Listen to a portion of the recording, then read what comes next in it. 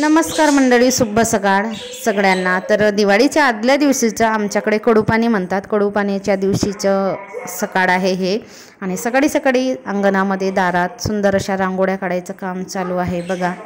आली रांगोळ्या काढायला घेतल्या का लहानपणीचे दिवस आठवतात। आमच्याकडे माझ्या इकडे भरपूर मोठा अंगण होता आणि त्याच्यावरती शेणाचा सडा टाकायचा आणि मस्त रांगोळ्या टाकायच्या। तर आई वेगळी रांगोळी टाकायची आपल्या पद्धतीचे, मी वेगळ्या रांगोळी टाकायची आणि त्याच्यामध्ये जवळपास 1 तास तरी जायचा मोठ्या मोठ्या रांगोळ्या काढायच्या। आता त्या तर रांगोळ्या सगळ्या विस्मरणात गेल्या, काही आठवत नाही, थोड्या कमी जास्त आठवतात फक्त।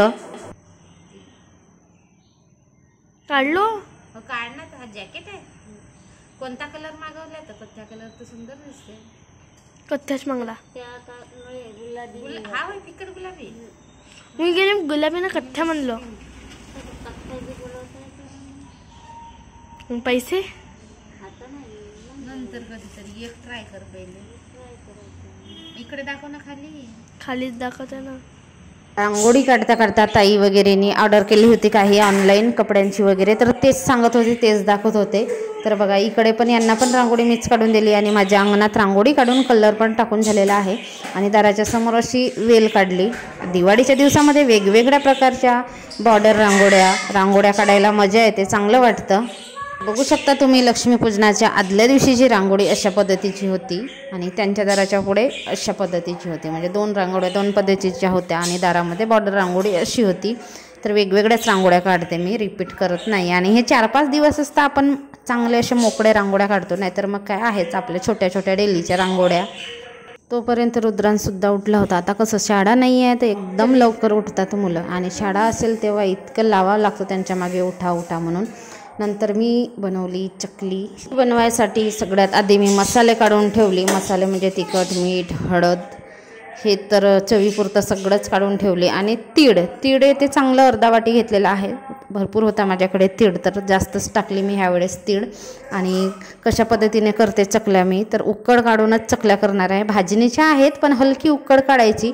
तर पाणी ठेवलेलं आहे, पाण्यामध्ये तेल टाकलं, जास्त पण मोहन नाही द्यायचं तेलाचं, कारण आपली भाजणीची चकली आहे, भारे साहित्य भाजलेले असतात आणि जास्त तेलाचं मोहन दिलं ना तर मग चकली विरघडते। आता प्रत्येकांची वेगवेगळी आपली आपली पद्धत असते, मी तर अशाच पद्धतीने करते। तर 1 उकड काढले मी पाण्याला, त्याच्यात सगळे मसाले मिक्स केले, हळद चवीपुरता, तिखट, मीठ, लाल पावडर म्हणजे लाल मिरची पावडर आणि तीळ घेतलेला आहे। त्याच्यानंतर पीठ भाजणी चकलीचं ते घेतलेलं आहे आणि ते पण मोजून मापून असं घेतलं नाही मी, जेवढं त्याच्यामध्ये बसेल आपल्या उकडत्या पाण्यामध्ये जेवढं बसेल तेवढं पीठ घेतलेलं आहे। तरी पण ज्या वाटीने मी पीठ टाकलं त्या वाटीने 4 वाट्या पीठ घेतलेलं आहे। आणि बघू शकता इथे आता चांगलं पीठ मिक्स करून घ्यायचं आणि चांगली वाफ येऊ द्यायची, झाकण ठेवायचं। गॅस तर आता मी बंद करून दिला आणि पीठ मिक्स करून झाकण ठेवून देते, जवळपास 10-15 मिनटं तरी झाकून ठेवून द्यायचं। त्याच्यानंतर पीठ गरम असते त्यावेळेस एखाद्या पसरट भांड्यामध्ये, परातमध्ये वगैरे काढून ठेवायचं आणि कोमट असेल तेव्हाच पीठ मिक्स करून घ्यायचं, म्हणजे आपल्या हाताला सोसवेल अशा पद्धतीने असेल त्यावेळेस पीठ मळून घ्यायचं। तोपर्यंत मी गुलाबजाम बनवायची तयारी करते। तर एकाच दिवशी मी गुलाबजाम आणि चकल्या सोबतच केल्या होत्या। पहिल्यांदा मी गुलाबजाम तळले, त्याच्यानंतर चकल्या तळायला घेतल्या। तर पीठ आपलं झाकलेलं आहे, तोपर्यंत म्हटलं गुलाबजामचं पीठ मळून घ्यायचं। तर इथे गिट्सचा पॅकेट आणला होता मी गुलाबजाम करायला, आणि गुलाबजाम तर नेहमीचेच असतात आमच्याकडे, रुद्रांसला आवडतात म्हणून त्याला सारखं गुलाबजाम, शेव, चकली सारखंच आवडते, तर सारखाच केला जातो। गुलाबजामचं पीठ मळून ठेवला, तोपर्यंत आता मी चकलीचं पीठ मळून घेते। थोडा गार झाला होता, म्हणजे चांगलाच गार झाला होता, तर पीठ मळून झाकून ठेवून देते आणि गुलाबजाम बनवायला घेणार। तर चांगलं मळून घेतलेलं आहे बघा, आणि अजिबात याच्यामध्ये एक्स्ट्राचं पाणी म्हणजे वरचं पाणी टाकायची अजिबात गरज पडली नाही।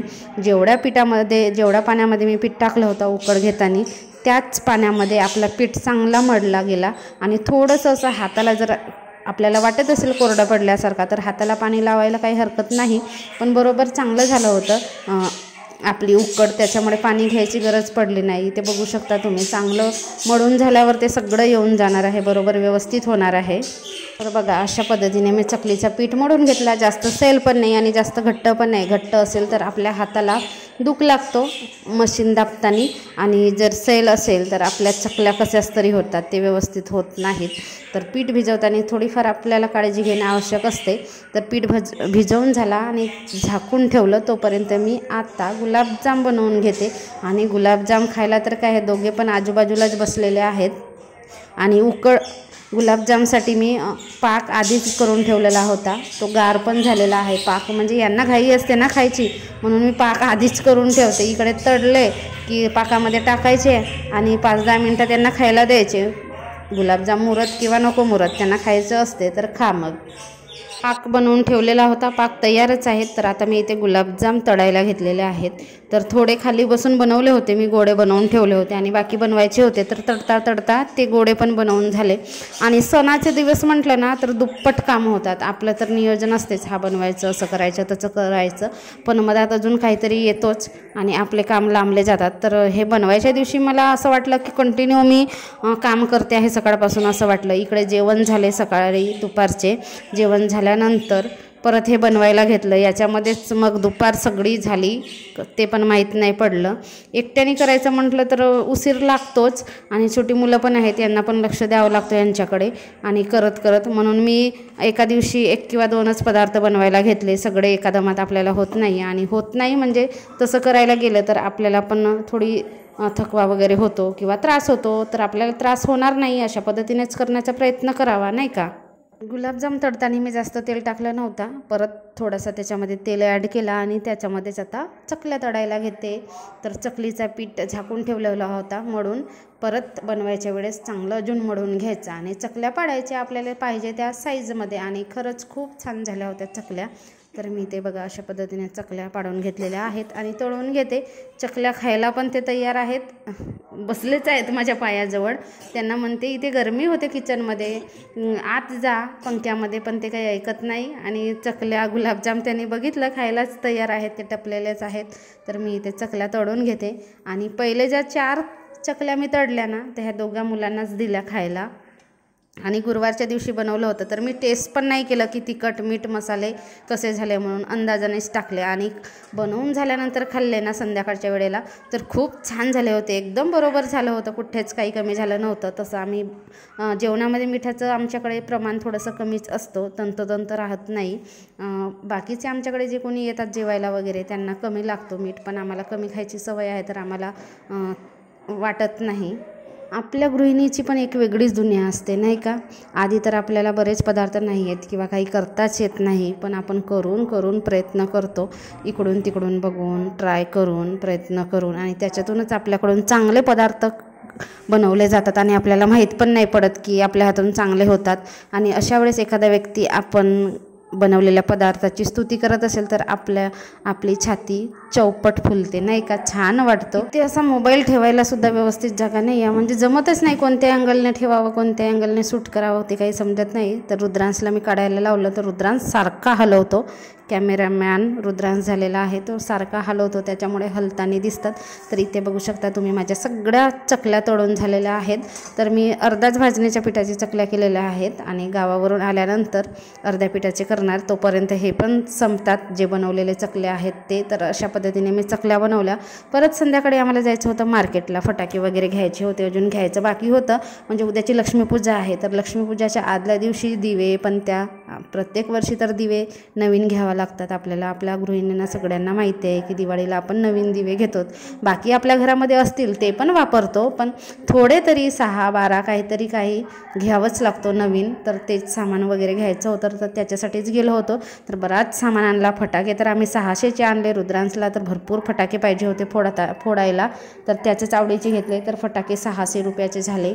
छान अशी मातीची लक्ष्मी मातेची मूर्ती आणली. मागच्या वर्षी आम्ही फ्रेमची आणली होती, काचेचा फ्रेम लावला होता लक्ष्मी मातेची मूर्ती. ह्या वर्षी मातीची आणली. आणि दिवे आणले, बऱ्याच अशा काही वस्तू आणल्या. फुलं झेंडूचे फुलं तर इतके महाग आहेत मार्केटमध्ये. आमच्याकडे पाव आहेत, तर मी अर्धा किलो झेंडूचे फुलं, कुरकुऱ्या, चुकले 11 घेतलास ना. हे अनार आहेत, अनार ते 1 असे फटाके घेतलेले आहेत रुद्रांसने. फुलं तर भरपूर महाग आमच्याकडे. झेंडूची 50 रुपये पाव. मी 1 पाव आणली. फक्त आपला एकच दार आहे तिथं लावायला आणि देवाकडे. रांगोळ्या पण काही नव्हत्या तर ते आणलेल्या आहेत बघा. निधीसाठी आणलेल्या आहेत 2 जोड रांगोळी टाकायला. आणि मस्त क्यूट अशी आमची लक्ष्मी माताची मूर्ती. आमच्याकडे अशा मूर्तीने पूजा करतात. आणि हे बघा पाण्यावरचे दिवे. हा ठेवून ये, पहिलं ठेवून ये. नाही का हल्ला गुल्ला असते बाबा लहान मुलांचा. आणि ही बाजूची अन्नी आहे ना, आली आणि कशाला पण हात लावली तर निधीचं असते माझा होय, दादाचं होय, आईचं होय, पप्पाचं होय, कशालाच हात नाही लावतात. आणि ह्या हात न लाव देण्याच्या याच्यातून धक्का लागून जातो आणि मग पडून जातात लहान मुलं. असं पण होते बऱ्याचदा. हिला आता असं वाटते की निधीला आमचंच घर आहे म्हणजे माझंच घर आहे. ती आपल्या सगळ्या वस्तू ओळखते आणि कोणालाच हात वगैरे लावू देत नाही. तर जे मार्केटमधून मी साहित्य घेऊन आणले होते ते तिथल्या तिथे ठेवले. पूजेसाठी पेढे, केळी, ॲपल हे सगळं आणून ठेवलं. म्हणजे उद्या लक्ष्मीपूजा आहे तर शक्य असेल तर लक्ष्मीपूजाच्या दिवशी पैसे खर्च करावं नाही म्हणतात. पण लक्ष्मीपूजाच्या दिवशीसुद्धा मी मार्केटला गेली होती. बाजार होता लक्ष्मीपूजनाच्या दिवशी आणि भाजी पण काहीच नव्हत्या. आणि मग आठवड्याभर काय खायचं गावी जाईपर्यंत, म्हणून मग बाजारला पण गेली होती. संध्याकाळ झाली. संध्याकाळला दिवे लावायचे. देवगाडीमध्ये 4-5 दिवस असतात की आपण दिवे लावतो, सगळीकडे प्रकाश फैलवतो. तर मी ते दिवे लावून घेते सगळीकडे. संध्याकाळची वेळ झालीच होती. हे सगळे करेपर्यंत संध्याकाळ झाली. तर मला तर आज असं वाटलं की मी दिवसभर कंटिन्यू काम करते आहे. तर सकाळीच स्वयंपाक होता, संध्याकाळी काही स्वयंपाक करायचा नव्हता, फक्त भात तेवढा ठेवायचा होता. तर ते आरामात भात ठेवणार आहे गरम गरम. आणि रुद्रांश माझा कॅमेरामॅन आहे, तो बरोबर धरत नाही, सारखा हलवतो. तर इथे देवाजवळ दिवे, रांगोळीमध्ये दिवे, तुळशीजवळ दिवे, सगळीकडे दिवे ठेवले. मागच्या बाजूला सुद्धा दिवे ठेवले. मागच्या बाजूला तर अंधारच असतो कायम, तर तिकडे ठेवणं पण गरजेचं आहे. असं म्हणतात की लक्ष्मीपूजाच्या दिवशी, दिवाळीच्या याच्यामध्ये आपल्याकडे सगळीकडे प्रकाश पडलं पाहिजे, लक्ष्मी येते. त्याच्या ताई गावाला गेल्या होत्या तर त्यांच्या रांगोळीमध्ये पण दिवे ठेवले, त्यांच्या दारात दिवे ठेवले. आणि कसं आम्ही पण गेलो असतो तर त्यांनी पण ठेवले असते. आता ते गेले आहेत, नाही आहेत, तर आपल्या दारामध्ये प्रकाश आहे आणि त्यांच्या दारात अंधार आहे. तर ते पण आपल्याला बरं वाटत नाही, म्हणून त्यांच्या इकडे पण मी दिवे लावून दिले. तर अशा पद्धतीने बाहेर बघा अंगणामध्ये सगळ्यांनी आपापल्या घराच्या समोर, रांगोळ्यांमध्ये, दारात, घराच्या समोर सगळीकडे दिव्यांची रांगच लावलेली आहे. आम्ही सुद्धा लावलेलो आहे बघा, दोन्ही बाजूला, दारामध्ये, तुळशीजवळ, रांगोळ्यांवरती आणि घरात मागे पण लावलेले आहे मी दिवे. सगळीकडे दिवे लावलेले आहे. आणि असंच आपल्या आयुष्यात सुद्धा प्रकाश पसरो अशीच अपेक्षा करते. अभ्यास करते, होमवर्क आहे दादाच्या दिवाळीचा रोजचा. इंग्लिश, मॅथ, हिंदी, मराठी सगळं होमवर्क आहे. परत प्रॅक्टिस बुकची अभ्यास आहे रुद्रांश तुला, ते पण करायचं आहे. आणि हे बघा मच्छर मारते आणि तो अभ्यास करते. अय मच्छर मारी. तर असा होता दिवसभराचा काम करणारा ब्लॉग. सकाळपासून एकदम बिजी होती. हा काम सोडलं की तो काम धरायचं, तो काम सोडलं की दुसरं काम धरायचं. तर झोपेपर्यंत कामच पुरले. कधी कधी एखादे दिवस असा पण जातो की पूर्णपणे व्यस्त, बिजी जातो. चला मंडळी, इथेच मी आपल्या ब्लॉगचा एंड करते. तुम्हाला आजचा ब्लॉग कसा वाटला, आवडला असेल तर लाईक, कमेंट जरूर करा. नवीन असतील तर चॅनलला सबस्क्राईब करा.